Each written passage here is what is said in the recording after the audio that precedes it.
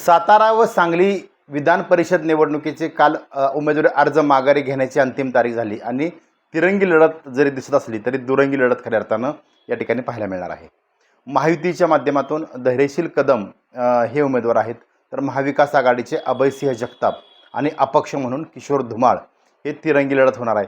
मात्र खरी लढत होणार आहे ती म्हणजे धैर्यशील कदम आणि अभयसिंह जगताप यांच्यामध्ये.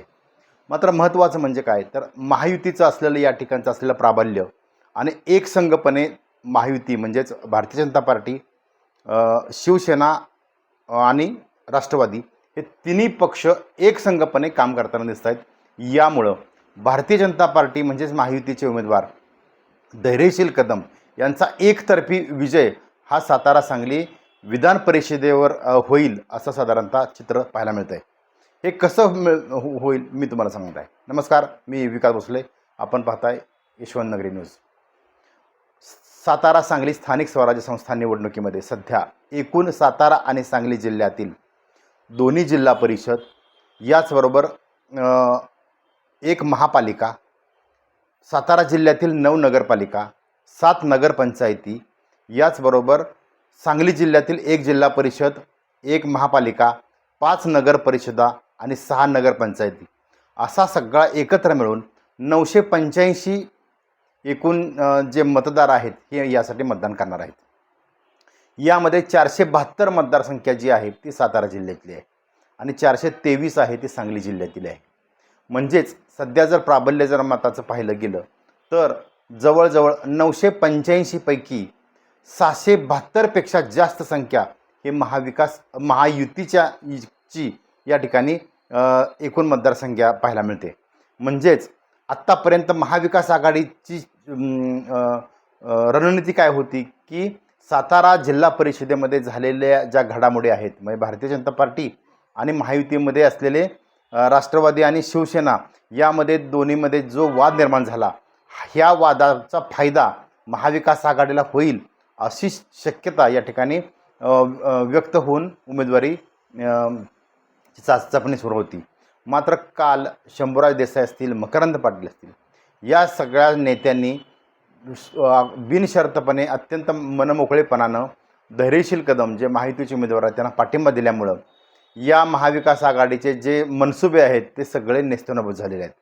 म्हणजेच काय, तर एकंदरीत आत्ता सध्या महायुतीचं असलेलं प्राबल्य पाहता महायुतीचा विजय हा सुकर झालेला आहे. अर्थातच सांगली जिल्ह्याचे पालकमंत्री चंद्रकांतदादा पाटील, याचबरोबर सोलापूर जिल्ह्याचे पालकमंत्री जयकुमार गोरे, सातारा जिल्ह्याचे पालकमंत्री शंभूराज देसाई आणि मंत्री आणि बुलढाण्याचे पालकमंत्री आणि सातारा जिल्ह्याचे मंत्री मकरंद पाटील आणि लातूरचे पालकमंत्री शिवेंद्रसिंहराजे भोसले आणि खासदार श्रीमंत छत्रपती उदयनराजे भोसले हे जे 6 नेते आहेत महत्त्वाचे, या सगळ्या नेत्यांनी चंग बांधलेला आहे की धैर्यशील कदम यांना विक्रमी मतदान या ठिकाणी नोंदवून या ठिकाणी मोठ्या मताधिक्यानं विधान परिषदेवर सन्मानानं पाठवायचं असं साधारणतः एकंदरीत चित्र पाहायला मिळतं आहे. विरोधी बाजूला जर पाहिलं तर तुम्ही महाविकास आघाडीच्या माध्यमातून आमदार जयंत पाटील, आमदार रोहित पाटील, याचबरोबर राष्ट्रवादीचे प्रदेशाध्यक्ष आमदार शशिकांत शिंदे आणि माजी सहकार मंत्री बाळासाहेब पाटील यांच्यासारखे अनुभवी जरी नेते असले तरी हे 4 नेते या विधान परिषदेच्या या निवडणुकीमध्ये पाहिजे इतके सक्रियता अजून तर दिसत नाहीत. म्हणजेच काय, तर महाविकास आघाडी काही अर्थानं पहिल्याच टप्प्यात बॅकफूटवर गेलेली या ठिकाणी पाहायला मिळते. एकंदरीतच काय, तर सातारा आणि सांगली ह्या स्थानिक स्वराज्य संस्थेच्या निवडणुकीमध्ये भारतीय जनता पार्टी मोठ्या प्रमाणात निर्णायक आघाडी घेऊन या ठिकाणी धैर्यशील कदम एकतर्फी निवडून येतील असं साधारणतः एकंदरीत चित्र पाहायला मिळतं आहे. ते का तुम्हाला मी सांगणार आहे खरं तर आणखी ह्या पुढच्या टप्प्यामध्ये. महाविकास आघाडीचे उमेदवार असलेले अभयसिंह जगताप हे वरकुटे मलोटीचे राष्ट्रवादी शरदचंद्रजी पवार पक्षाचे हे कार्यकर्ते.